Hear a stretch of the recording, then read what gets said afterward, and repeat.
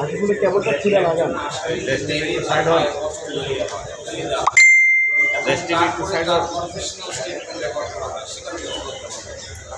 এই মামলা প্রায় 10 বছর পরে বিভাগের শুনানি আমৃত্যু কারাদণ্ড দেওয়া হয়।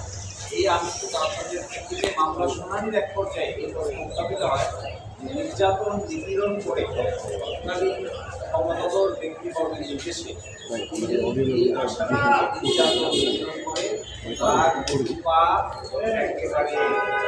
এমন অবস্থায় করে নিয়ে যায় যে ঢাকা মেডিকেলে প্লাস্টিক সার্জারি করা হয় এবং প্লাস্টিক সার্জারি অপারেশন করে 17 দিন ধরে তিনি মেডিকেল কলেজে এবং সেই পায়ের এই অবস্থায় আজও তার ডান অংশ অবশ্যই আছে। তিনি এখন কাস্টডিতে আছেন, আমৃত্যু কারাবরণ করছেন।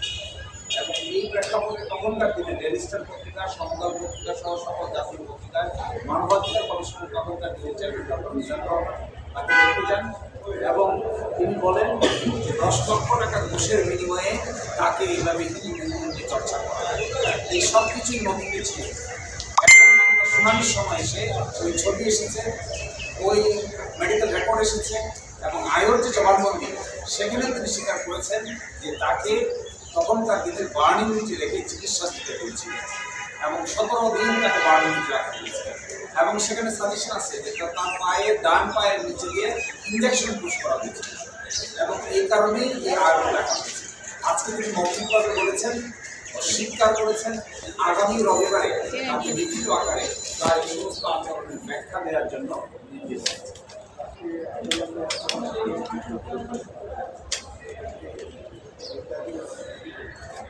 তিনি যে পার্টি ন্যায় করেন তিনি করেন, কিন্তু তার যে জায়গায় তিনি স্বীকার করেছেন, তার জায়গায় তিনি স্বীকার করেছেন যে তাকে হাসপাতাল নিতে হয়েছে, তার জায়গায় তিনি স্বীকার করেছেন তাকে চিকিৎসা করতে হয়েছে, তার জায়গায় তিনি স্বীকার করেছেন যে 17 জন চিকিৎসা করেও তিনি রিমান্ডের মাঝখান থেকে নিয়ে এসে তাকে স্বীকারোক্তিমূলক জবানবন্দি রেকর্ড করা হয়েছে।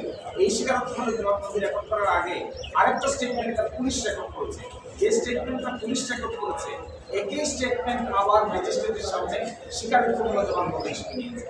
আমরা শুরু থেকে বলেছিলাম এই যে বাংলাদেশে স্বীকারোক্তিমূলক জবানবন্দি রেকর্ড করার যে স্টাইল, এর মধ্যে আমূল পরিবর্তন আনা প্রয়োজন।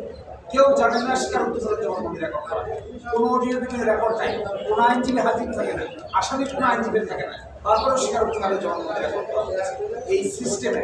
এবং পুলিশ একটা কিছু প্রিপেয়ার করে নিয়ে যায়, নিয়ে যাওয়ার পরে এটা ম্যাজিস্ট্রেট সাহেবকে দেন, ম্যাজিস্ট্রেট সাহেব নির্দ্বিধায় এটাকে স্বাক্ষর করে দেন। কোথাও কোথাও এরকম দেখা গেছে। এখন আমরা যখন